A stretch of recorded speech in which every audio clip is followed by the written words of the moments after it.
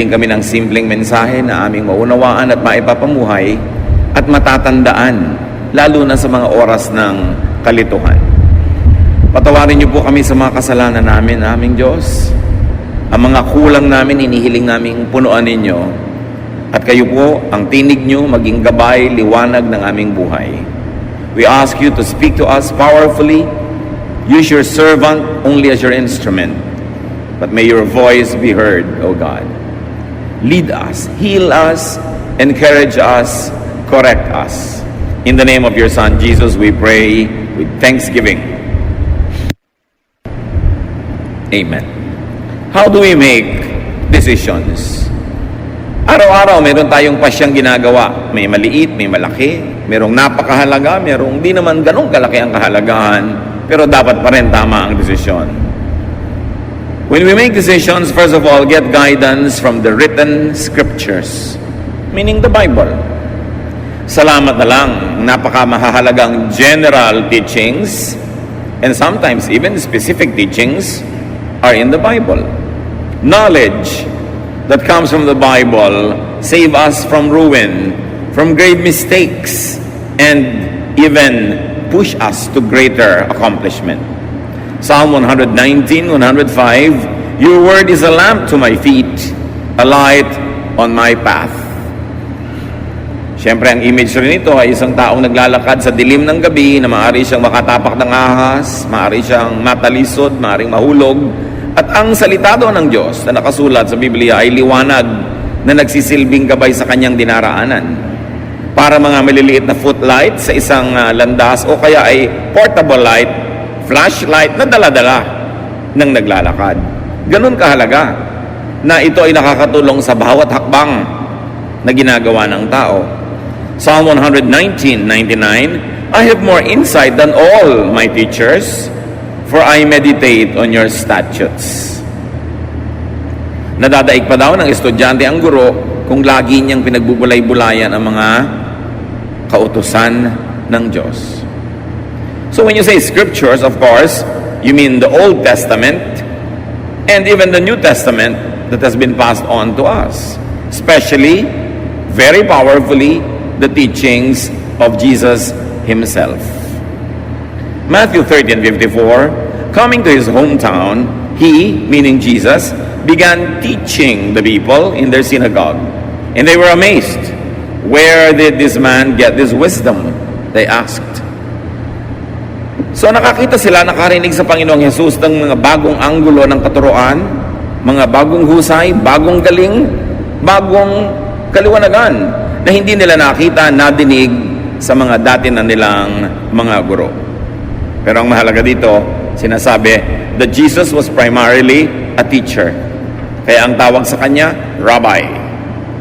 So dapat siya ang ating number 1 na guro, pamantayan.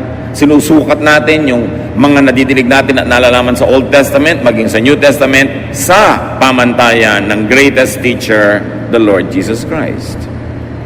So we get guidance from the written word.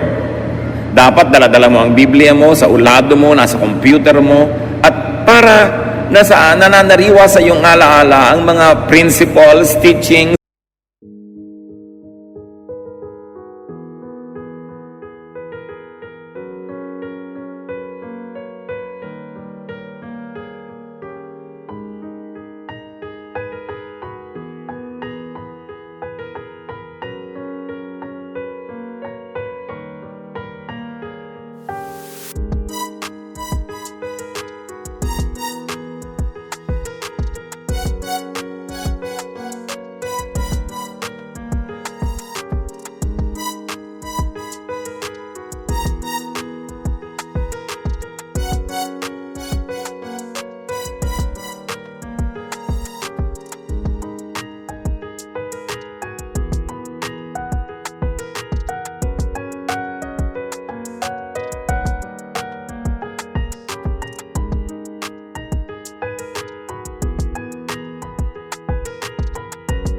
commands, promises, and the stories in the Bible, models of whom we should follow, models that we should not follow.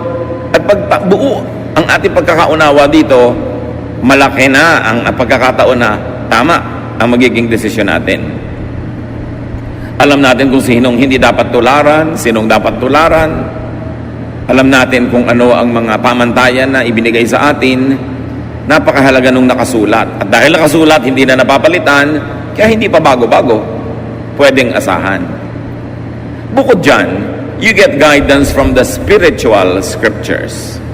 Bansag ko lang yon na spiritual scripture. Ibig sabihin, yung salita ng Diyos, utos ng Diyos na hindi nakasulat. Like revelation by the Spirit. Guidance, ideas in the realm of thought. Pwede ka magbukas ng pahina ng Biblia para humanap ng guidance. At pwede din ipikit mo ang iyong mata, patahimikin mo ang iyong puso, magbulay-bulay ka, at marinig mo yung munting tinig ng Diyos na kumakausap sa iyong espiritu. Acts 8:29, the Spirit told Philip, go to the chariot and stay near it. In other words, hindi naman si Philip ang nag-isip na pupunta siya doon sa taong ito na nakasakay sa isang karwahe para niya turuan ang salita ng Diyos. Ang Espiritu ng Diyos ang nag-udyok sa kanya. Kung paano niya ito nadinig? Sound waves ba to? Thought waves ba? Hindi sinabi sa atin. Pero, nakuha niya yung mensahe at sinunod niya. So, these so-called spiritual scriptures are not written, but they could be given in conscious thought.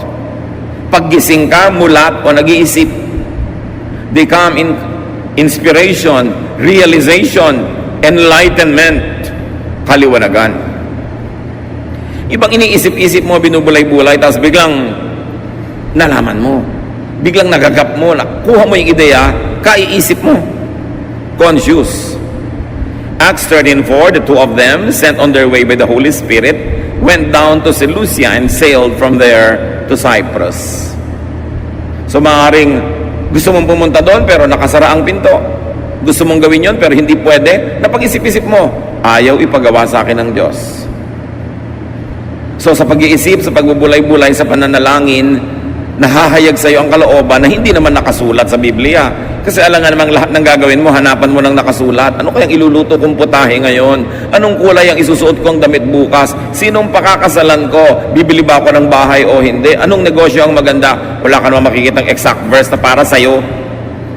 Pwedeng may mga verses sa written scripture na general na pwede mong paghanguan ng specific application sa buhay mo. Pero you are already taking the license to apply it to your life. Ngayon, meron namang mga revelation na dumarating sa iyo sa pamamagitan ng paghahayag ng Espiritu. Habang gising ka at pwede rin kung tulog because a spiritual guidance could be given in a dream. Merong napapanaginipan nila ang sagot sa kanilang tanong. Pero siyempre, maiingat tayo dahil hindi mo naman alam kung aling panaginip ang dahil lang kulang ka sa paligo. Alin ang dahil mang marami kang inaalala tuloy hanggang sa pagtulog mo, sumisiksik sa utak mo at sa panaginip, at alin ang galing sa tinig ng Diyos. Pero, yes, napakaraming instances na ginamit ng Diyos ang panaginip sa pagbibigay ng guidance sa mga tao. Acts 11:12, the Spirit told me, Peter speaking, to have no hesitation about going with them. At sa panaginip niya nakuha yung sagot.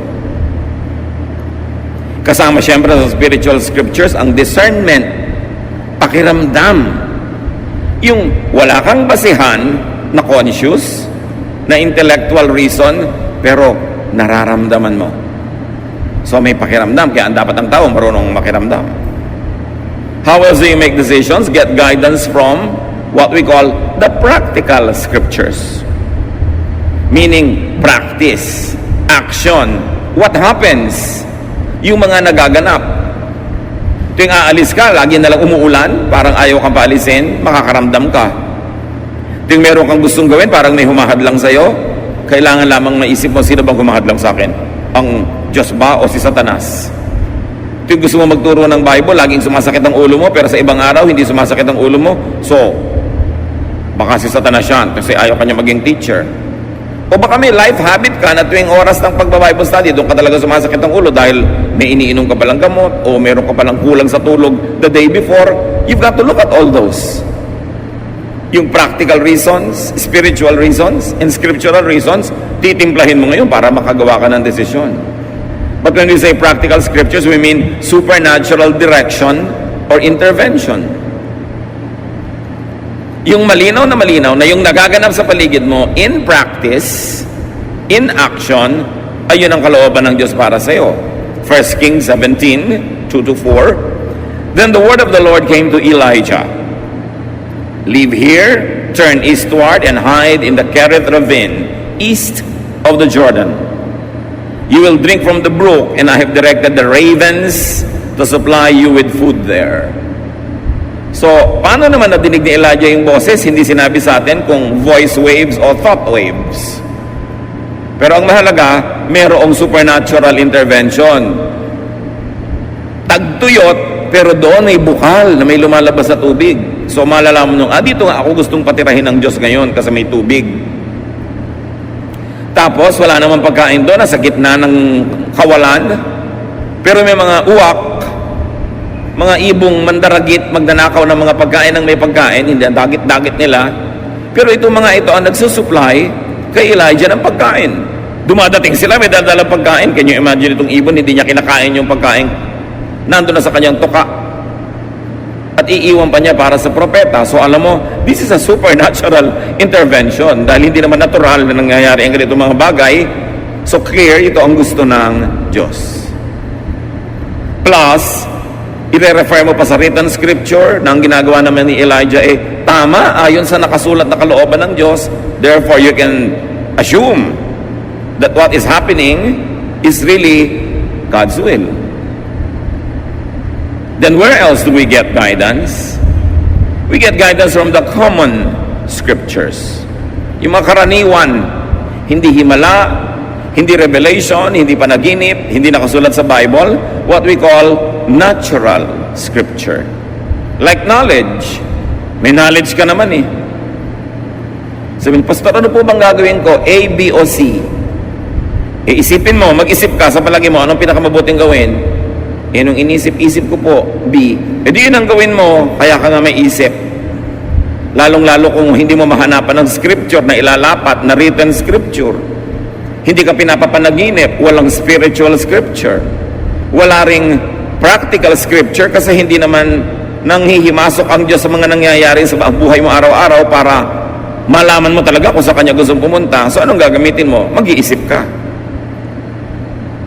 Use knowledge, common sense, and also your conscience. How does it feel sa espiritu mo at sa puso? Dahil lahat ng yan ay galing din sa Diyos. Yung knowledge, common sense, conscience, galing sa Diyos. Pero, pwede rin niyang mabaluktot, madaya ng ating kaaway na spiritual. Kaya hindi lang basta konsyensya ang pinapakinggan, ito ba'y konsyensyang nakababad sa salita ng Diyos? Konsyensyang masunurin sa kalooban ng Diyos? Therefore, ito'y konsyensyang magiging sensitibo sa mali at sa tama. Kasi hindi siya gasgas. Hindi siya puro kalyo na wala nang maramdaman. Kasi may mga konsyensyang wala nang maramdaman. Hindi ibig sabihin walang dapat maramdaman, kundi nawala na ng pakiramdam. Dahil hindi pinapakinggan yung konsyensya. Pero yes, kasama pa rin yan sa pagtimpla natin ng desisyon. How does it feel? What do you think of it? What does the Bible say? Ano ang nakikita mong mga nangyayari sa paligid? Pinagsasama-sama. Pero meron talagang salita ang Diyos na hindi nakasulat sa papel, sa computer, hindi nakauka sa bato, nasa puso ng tao. Kaya kasama ang puso sa pagtitimbang ng mga bagay-bagay. Romans 2:15, this proves that a conscience is like a law written in the human heart, and it will show whether we are forgiven or condemned. So yan daw budhi, yung bait, yung konsyensya, ay tulad din ng batas ng Diyos na sa puso naman isinulat. So kasama rin yon. Ano ang sinasabi ng aking puso? Ano ang sinasabi ng nakasulat na verses? Ano ang sinasabi ng mga pangyayari sa paligid? Ano ang sinasabi ng aking mga panaginip? Ano ang sinasabi ng karunungan ng mga tao na kapaligid sa akin, lalo ng mga makadiyos na tagapayo? Pinaglalakip-lakip natin yan bago tayo gumawa ng mahalagang desisyon. Get guidance from common sense, from knowledge, from experience. Dahil yan ay pagpapala din sa atin ng Diyos. Halimbawa, ang mga Hudyo, ang mga unang naging Kristiyano, hindi naging malinaw sa kanila agad-agad kung ang mga kaugalian nila at katuruan ng pagka-Hudyo ay itutuloy pa nila ngayong sila'y Kristiyano na. Pero may mga ibang uri pa ng tao na naging Kristiyano, mga Hentil, Gentiles, non-Jews. In other words, yung cultural baggage ng mga Jew, hindi cultural baggage ng mga Gentile. Halimbawa, Jewish men, Jewish boys always had to be circumcised. Gentile boys were not required. Jewish people were required to eat this and not to eat these types of food. The Gentile people were required by other dietary traditions. May ibang kaugalian at may ibang mga kinasanayan ng mga Jews at Gentiles. Eto ngayon, paano nung naging Christian na ang mga Gentile? Automatically, yung mga Jews na naging Christian, itinutuloy pa nila yung traditions nila kasi Jews sila. Pero yun bang Gentile na naging Christian, pasusunurin din nila sa mga batas na nakasulat sa scriptures ng mga Jew, lalo't Old Testament. Meron ng New, the Lord Jesus Christ. Pinagtalo-talunan yan ng mga theologians at napagkasundo nila ito. Acts 15:10. Now then, why do you try to test God? By putting on the necks of Gentiles a yoke that neither we nor our ancestors have been able to bear. So sabi nitong matalinong tao, bakit natin gagalitin ng Diyos? Susubukin ang Diyos.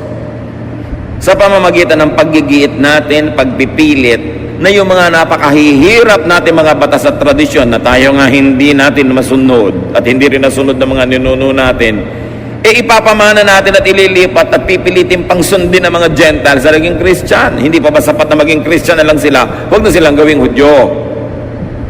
At ang napagkasundoan, yes, huwag na nga. Maliban na lang sa tatlong mga bagay na ito at binanggit nila yon. Pero ang kahulugan ng napaka-importante, ginawa nilang user-friendly ang Christianity to the Gentiles. Yung mga hirap na pagsunod sa mga batas ng pagiging Hudyo, di na nila iginiit na sundin din ng mga Gentiles. In other words, sa pagtuturo nila sa mga Gentile Christians, may mga nakasulat sa written scriptures sa Old Testament na nasa tradisyon nila na hindi na nila ipinilit pa na sundin din ng mga Gentiles. So what do we see the new church in Jerusalem doing? They discarded what was outdated, irrelevant, and undoable to the Gentile. So pwede ka na maging Christian na hindi ka nagpapacircumcise. Hinayaan na nila yung mga Gentiles sa kainin yung mga dati nilang kinakain, except sabi nila, huwag kayong kakain ng mga karning, yung dugo ng dumpa. Yun ang isa nilang mga iginiit. Tatlo lang yung pinilit nila, yung isa huwag na mamuhay sa immoralidad, etc. Pero kung tutusin, by very strict Jewish standards, binibreak nila ang Old Testament, di ba? Dahil hindi na nila ipinapasunod sa mga Gentile believers, pero pinagana nila ang utak nila, ang practical teaching, common sense, tinignan nila yung convenience ng mga mananampalatayang Gentile at nagpasya silang, oo nga, tayo na lang mga Jewish Christians ang magpatuloy ng Jewish traditions while we are Christians. But the Gentiles need not become Jews just so that they could be saved. So, in the manner of speaking, the apostles were discarding a lot of written scripture in favor of the unwritten one. Common sense, knowledge, conscience, and kindness to the new believer.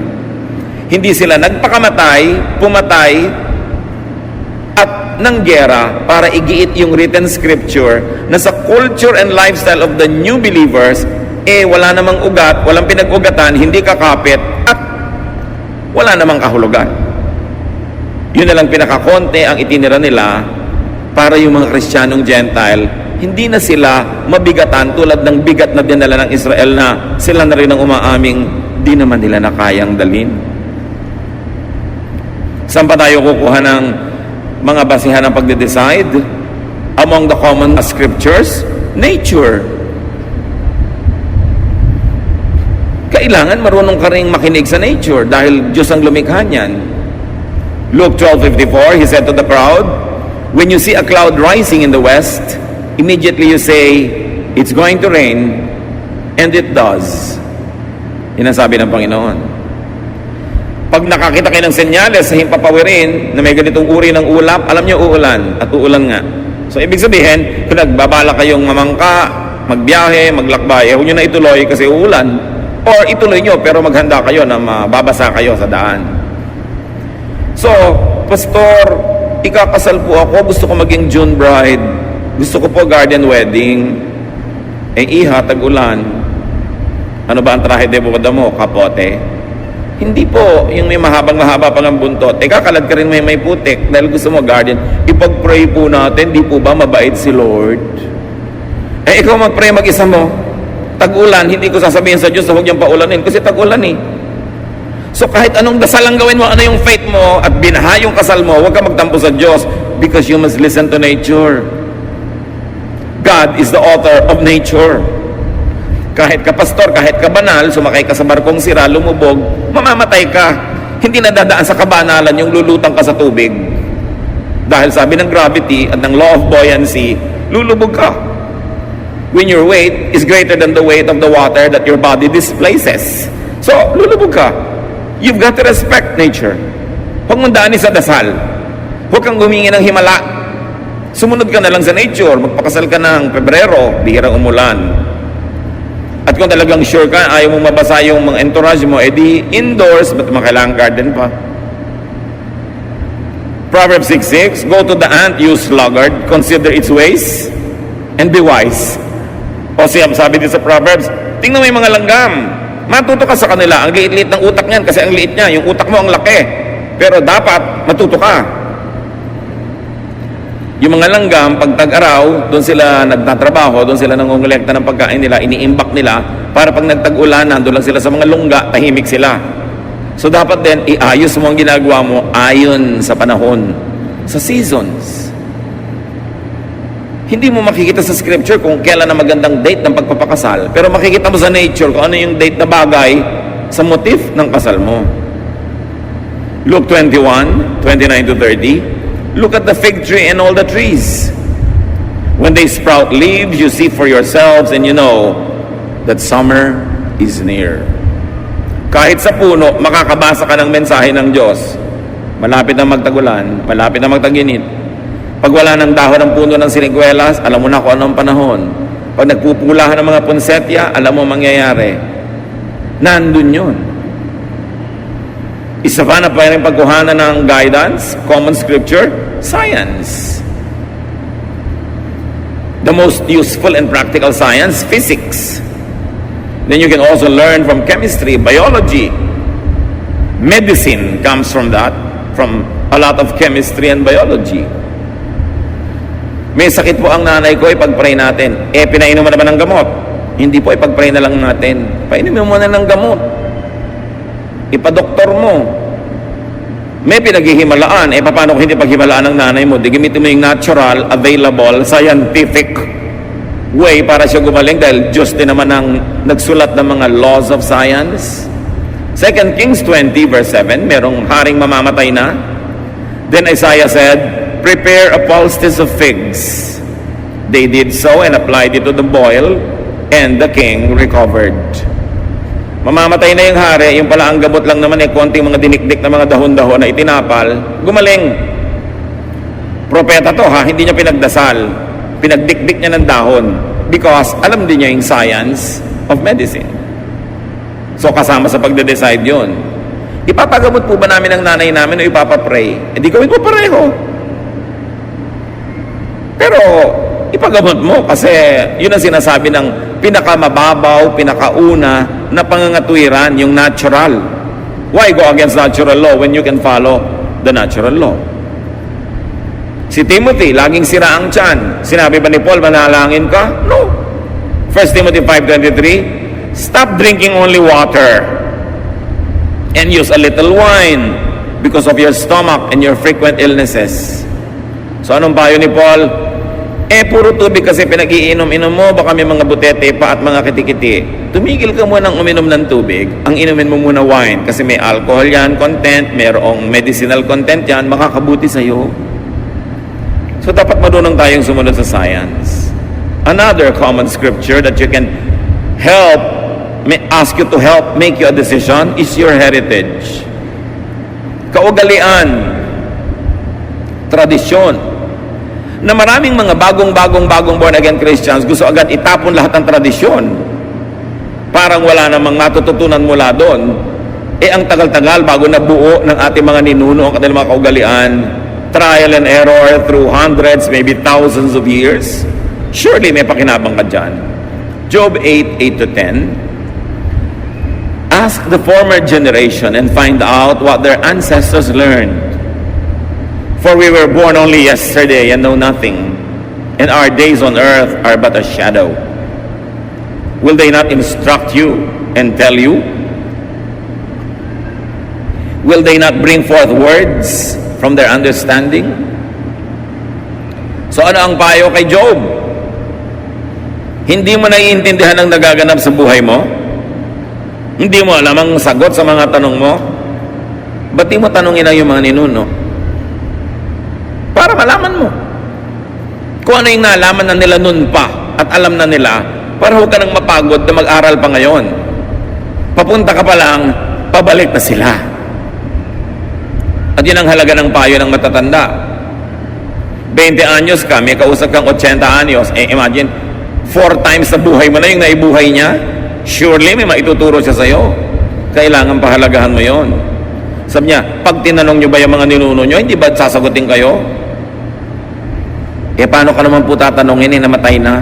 Yun nga di, alalahanin mo ang kanilang mga kasabihan, ang kanilang mga kawikaan na binuo nila dahil observant sila sa laws of God, laws of nature, the laws of conscience, the laws of society. Nakabuo sila ng mga kasabihan. Pag sinabing putik din lang at putik, tawirin at ng malapit. Ano yon? Huwag ka na magpa-arte-arte, dumiretso ka na.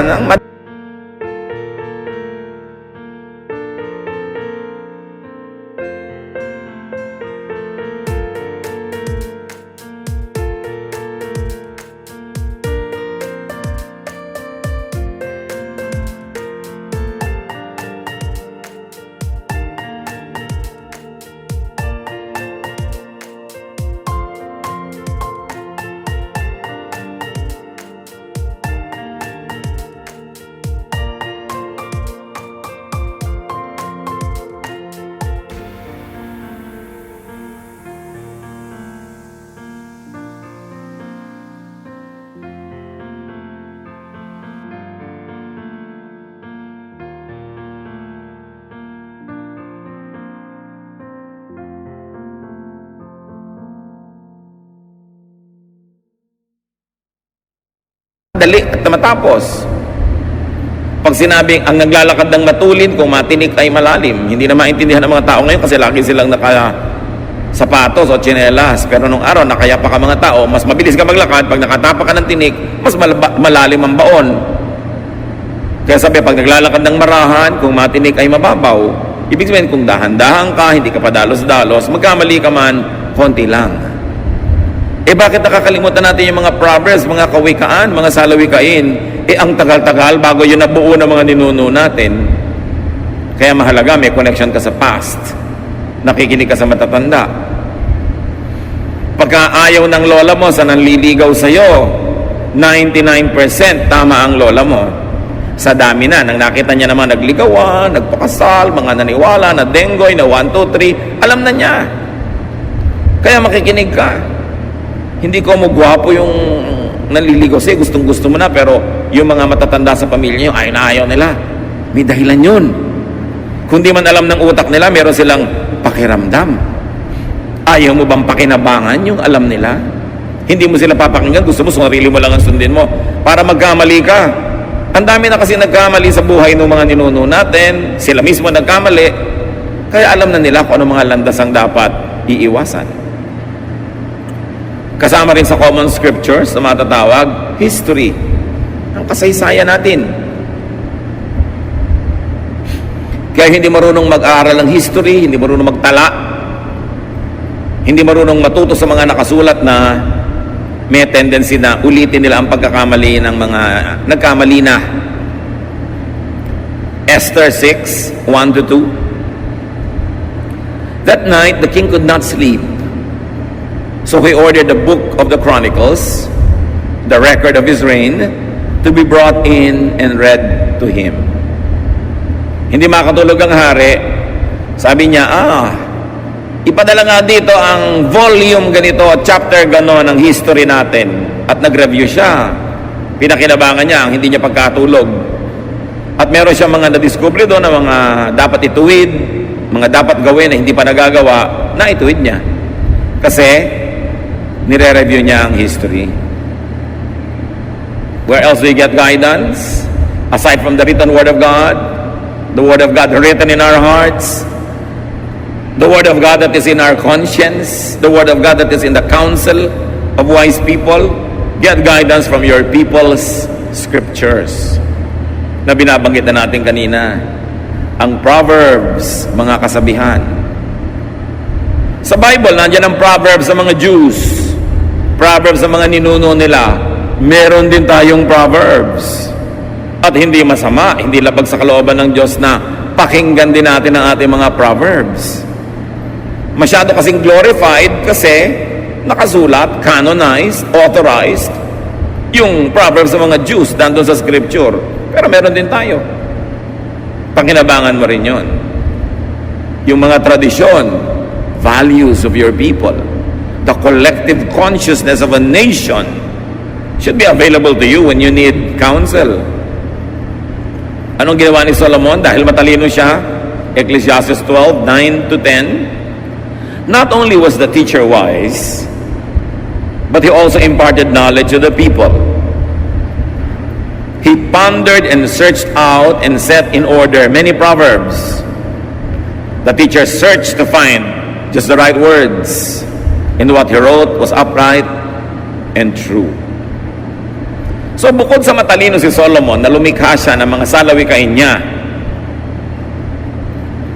sinaliksik niya ang mga salawikain ng kanyang bayan. Kinolekta niya ang mga kasabihan ng matatalinong tao, ng mga matatalinong matatanda sa kanyang bansa. At nire-write, inedit, inayos. At yun ngayon ang nababasa natin na Book of Proverbs. Kasi kinolekta niya. Kayo, kinukolekta niyo ba mga sinasabi ng lola niyo? O pinagtatawanan niyo?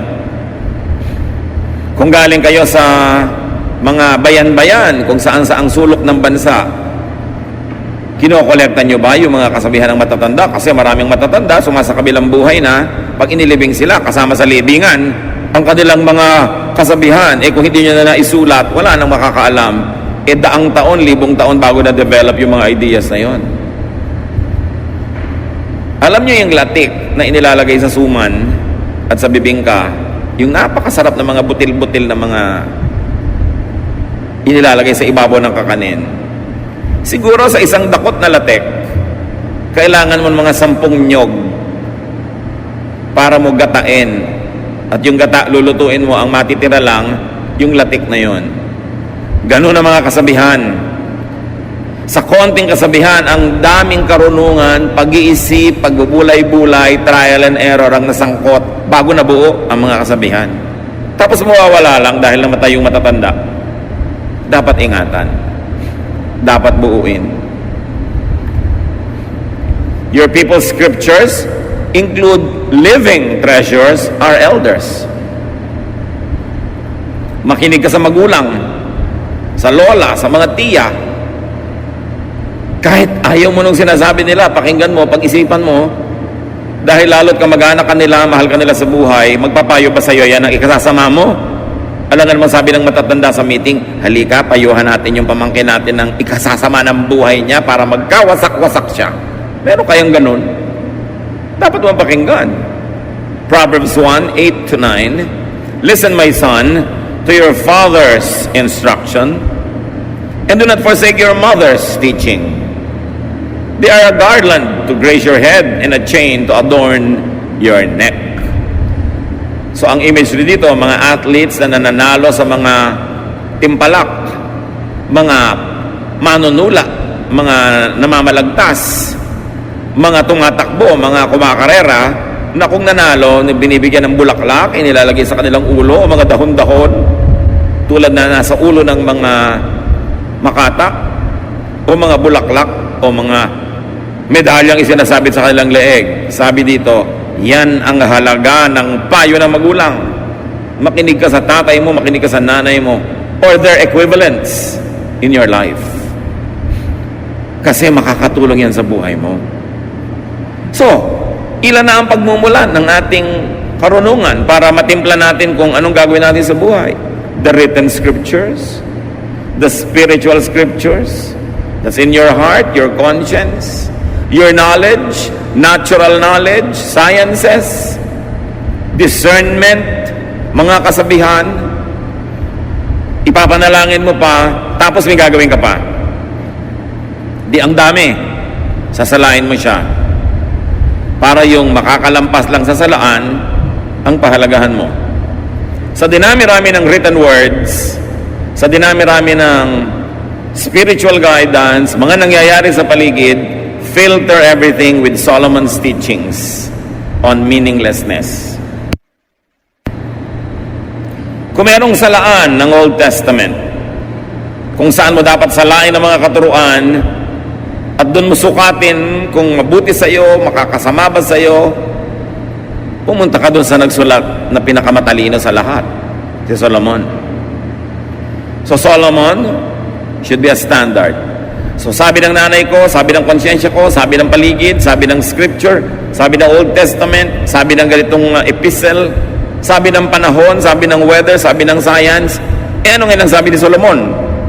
Susukatin mo doon. Ecclesiastes 2:16, "For the wise, like the fool, will not be long remembered. The days have already come when both have been forgotten. Like the fool, the wise too must die." So nagkakamatayan din lahat ng tao, matalino't hindi. So sabi ni Solomon, anong mahalaga sa buhay? Ecclesiastes 3:12, "I know that the best thing we can do is to always enjoy life." So ito sabi ng panaginip mo, ito sabi ng verse, ito sabi ng matatanda. Ngayon, ang ending is, sabi mo, nakaka-enjoy ba sa buhay itong gagawin kong desisyon? Kasi sabi ni Solomon, na pinagkalooban ng Diyos ang pinakamataas na talino, dapat enjoy ka. Nagpakabayani ka, nagtanim ka, hindi ka nagtanim, nagpakatalino ka, hindi ka nagpakatalino, mamamatay di kayo lahat. Sabi ni Solomon, pare-pareho lang kayo mabubulok. Therefore, pahalagahan mo ang buhay. Dapat mahalaga bawat sandali, mahalaga bawat yugto, at dapat nag-e-enjoy ka sa ginagawa mo. Okay, tutulong ka kay ABC. Sino naman ang pinaka-enjoy ka? Si B. Di nang tulungan mo kasi hindi man pwedeng tulungan lahat sabay-sabay. So kasali ka rin. Dapat meron ka enjoyment. So itatanong mo sa buhay mo, enjoyable ba? Okay, balik tayo kay June Bride. December pa lang, pinaplano niya yung June wedding. Pero tag-ulan, tag-bagyo. Itatanong mo na sa sarili mo, mag-i-enjoy ba ako mula Enero hanggang Mayo na isip kung baka bumagyo sa wedding day ko? Anong obvious answer? Hindi ka mag-i-enjoy kasi mag-aalala ka. Therefore, wag na lang June. Nakakuha ka ng payo. Sinala mo kay Solomon. Okay, ang gwapo-gwapo nito naliligaw sa akin pero ubod ng tamad. Pero pag niyayakap niya ako, nakakalimutan ko na ang lahat. Pero ang point, mag-enjoy ka ba nakasama mo buong buhay ang batugan na yan? Gaano katagal mo at kadalas mo gustong mayakap ka maghapon? Kung maalinsangan, maiinis ka rin yan. Mag-enjoy ka ba? So naisip mo yun? May mga magtatanong, saang church po kaya ako mag-a-attend? Doon sa very conservative, sa hindi conservative, sa gitna. Saan ka mag-enjoy? Ano bang pagkatao mo? Gusto mo ba yung masayang tugtog o yung mabagal na tugtog? Gusto mo ba yung kada kibot ng buhay mo, kinokontrol ka ng leader o binibigyan ka ng laya? Alin ba? Saan ka? So ka mag-enjoy kasi pare-pareho naman Bible yung pinagbabasihan ng turo. Pare-pareho rin kaligtasan dahil sa dugo ni Jesus. Saan ka enjoy? Dapat kasama yun sa decision. At hindi lang yon, dalawa ang filter. So enjoy ka na. Kala mo pwede ka namang gumawa ng ganong desisyon. May isa pang salaan. Filter everything that's left with Jesus' new commandment on love. Nakakalito ang daming commandment. 10 commandments, 613 misvots or additional commandments and regulations in the Old Testament. So 623 na yon. Nagdagdag pa yung mga disciples at mga apostles. May mga apostle pa na yung ayaw makinig sa kanila. Gusto nilang paulanan ng apoy, etc. etc. So, sisalain mo uli. John 13:34-35. But I am giving you a new command. You must love each other just as I have loved you. So, isinet aside ng Panginoong Jesus ang lahat ng commands. 10 commandments, 613 laws and misvots, traditions, regulations. At sabi niya, eto ang kaisa-isang command na iiwan ko sa inyo. Love. Love each other. People will know that you are my disciples if you are loving. So ngayon, may decision ka na. O sige na nga, December na lang ako magpapakasal. May pangalawa pang tanong, is it loving? Magiging mabuti ka ba sa pakakasalan mo? Makakasagabal ba yung wedding mo sa kanilang Christmas traditions ng lahi nila? Mabuti ba na gawin yun sa ganung panahon? Magiging maibigin ka ba to everyone involved? Pag sabi mong yes, it will be very loving to them, then go ahead. Pero pag sabi mong teka, hindi, magiging malupit sa iba. Pinipilit ko lang, pero actually may magsasuffer. Then you know how to decide. So pag na-factor mo na lahat yung pinag-usapan natin, sasalain mo kay Solomon, is it enjoyable? At sasalain mo kay Jesus, is it loving? Is it considerate? Is it kind? Then you will know where to stand. John 9:14-16. The day when Jesus made the mud and healed the man was a Sabbath. So the people took the man to the Pharisees. They asked him how he was able to see, and he answered, Jesus made some mud and smeared it on his eyes. Then after I washed it off, I could see. Some of the Pharisees said, this man doesn't come from God. If he did, he would not break the law of the Sabbath. Others asked, how could someone who is a sinner work such a miracle?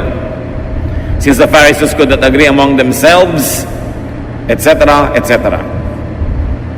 Ano yung issue? May written law. Di ba doon tayo kukuha ng guidance sa written law, written scripture? Walang magtatrabaho sa Sabbath. Pero merong bulag. Ang tagal na niyang bulag, ayaw na ng Panginoong manatili pa siyang bulag kahit isang araw lang. Kaya nung kumonsulta sa kanya, Sabbath, ipagpapabukas pa ba ng Panginoon? Hindi. Gumawa siya ng putik, tinapal niya sa mata, nakakita yung mata, kumalat ang balita, nagtrabaho si Jesus ay Sabbath. He broke the law. He broke the written scripture. Pero bakit pwedeng gawin ni Jesus? Kasi ang nangibabaw yung bagong scripture niya, the commandment of love. Alam niyo ba na maraming relihiyosong tao malupit sa kapwa-tao, lalo sa kapwa-believer, kasi ang pinanghahawakan lang niya, written word. Sabi ng verse na ganito, batuhin ka namin. So babatuhin nila yung babaeng caught in adultery. Pero ipinabato ba ni Jesus? No. Essentially, na-break din yung law na nagsasabing batuhin ang babaeng nagko-commit ng adultery. So again, the law of Jesus prevailed over the written law. Kaya pwede ba namin patugtugin itong lalaking ito na may hikaw? Bakit? May verse ba na nagsasabi hindi pwedeng tumugtog ang lalaking may hikaw? Pero di po ba masagwa? Tsaka sign of slavery anong araw, bla bla bla bla bla bla. Pero teka, anong sinasabi ng law of Jesus dyan? Pipigilin ba natin siya? So may pumipigil, may hindi. Depende kung anong scripture ang pinangahawakan. Maybe scripture of church tradition against the scripture that is written, wala naman talaga nakasulat tungkol sa hikaw na yun. So, nagkakaiba-iba ng pagbasa. Pwede ko po bang payagan itong babaeng makasalanan na ito na umaten sa church? Teka, hindi ba sabi ni Jesus, I came to seek and save the lost? Lost nga yan, ba't mo pagbabawalan? Di ba nakasagwa naman para tayong konsentidor, pinapa-attend natin, blah, blah, blah, blah, blah, blah. Pwede bang sumali sa Lord's Supper ang isang makasalanan? Pagka hindi mo pinasali lahat ng makasalanan, sinong matitirang kakain dyan? Mga ipis. So, iba-iba, mga kapatid, ang attitude ng mga leaders, mga pastors sa mga churches. Kasi saan ba nakahawak? Doon lang ba sa written word? Si Jesus nga, diniscard niya yung mga written word ng Old Testament para manaig ang bagong command, the command to love. Meron din mga tradisyon sila, hindi pwedeng makihalubilo ang mga banal na tao sa mga makasalanan. Tapos ang laging kahalubilo ng Panginoon, mga makasalanan. Pero sabi ni Lord, well, I am a friend of sinners. At ang tanong ng mga religious leaders, bakit yung boss nyo, friend of sinners? Di ba dapat umiwas siya sa mga yan? Pero yun ang talagang laging kasama ng Panginoon. Maraming law sila about fasting, but the Lord hardly fasted except on one very famous occasion, yung 40 days na sinasawag. Tapos nung kinriticize siya, sabi niya, well, nandito pa ang inyong Lord, so bakit kayo magfa-fast? Mag-fast na kayo sa ibang panahon. Pag sobra ka naging technical, lagi ang pinanghawakan mo yung written verse, lalo't Old Testament pa yon, o kaya galing sa mga istriktong mga alagad ng Panginoon na mas istrikto pa kaysa kay Jesus, magiging istrikto ka rin. It's your choice. Pero sasalain mo kay Solomon, enjoy ba yan? Okay, camp ng mga kabataan, bawal mag-shorts, tag-araw, enjoy ba yan? Ang init-init. Magsuswimming ang mga young people sa beach, dapat nakapantalon, tapos papatungan mo pa ng palda, tapos saka long sleeve ka pa, at magkakapote ka pa, para walang makita ang bahagi ng katawan mo. Hindi sa bahay ka nalang maligo. So ang tanong, enjoy ba yan? Loving ba yan? Saan nakahawak ang verse? May hahawak ang verse yun, kaya pagpipilitan niya, pero doon ka lang ba talaga kumukuha? Samantalang si Jesus, si Solomon, nagsabi na mag-adjust kayo. Sinasabi, makinig kayo sa payo na inyong mga magulang. Lahat ba ng payo ng magulang nyo? Verse? Dahil kumukuha sila doon sa unwritten verse. Common sense. Experience. Tradisyon. Si Solomon, nangolekta ng mga salawikay ng mga matatanda. Yung ba mga salawikay ng bayan niya, galing sa bibig ng Diyos? Written word ba yon? No. But it came from wisdom. And wisdom comes from God. Therefore, it becomes useful. So you must contextualize. Hindi ko mo may verse, bulag mo nang i-apply sa buhay ng iba. Samantalang yung sumulat at yung sinulatan, sila yung nag-uusap no, nakikibasa ka lang ngayon, ikaw ba yung kausap para i-apply mo agad sa buhay mo? Siyempre pwedeng i-apply yan, generally speaking, kaya nga merong saysay at may halaga sa atin. Pero kadita-detalyehan, kaliit-liitan ng sabi ni disciple na ganito, kay babaeng ganon, ikaw ba yung kausap? Kailangan ka bang sumangkot sa usapan na yon at yung buhay mo mawala ng enjoyment o mawala ng love? Kaya mahalaga sinasala kay Solomon at kay Jesus. Get what Scripture meant to and for the original recipients. Maraming utos sa Biblia, may kausap. Sabi ng Diyos kay Noah, gumawa ka ng sasakyang dagat. Siya ang kausap, hindi ikaw. May sinabi si Paul sa mga babae sa Corinth, di sundin nila, sila yung kausap. Pero ikaw ba yung babaeng tinutukoy niya? Ikaw ba yung pinagbebelo? Ikaw ba yung pinapagalitan niya? Kung hindi naman ikaw, ba't ka sasali sa usapan? So mahalaga. Pwede mo rin naman kunin yung ano ba yung universal general teaching ng usapan nila na pwede ko i-apply sa buhay ko. But for you to apply every detail of what person A told person B in the Bible, you will end up being oppressed. Tulad din ng mga Hudyo na Kristiyano, sabi na, sige, huwag na nating pasunurin sa mga batas ng Hudyo yung mga Gentile na naging Christian. Sila mismo, yung sarili nilang batas, itinabi nila para tanggapin nila yung new reality that now the faith is no longer exclusive to Jews, but it also included Gentiles. So how do you solve that? You don't have to turn them into Jews. Laws had to be rewritten. Ganon din sa buhay natin bilang mga mananampalataya. Hindi laging dapat mong ikulong ang sarili mo doon lang sa sabi ng verse. Kasi maraming mga pagkakataon ngayon na hindi naman na-anticipate at hindi kasali sa naging usapan ng mga nasa verses.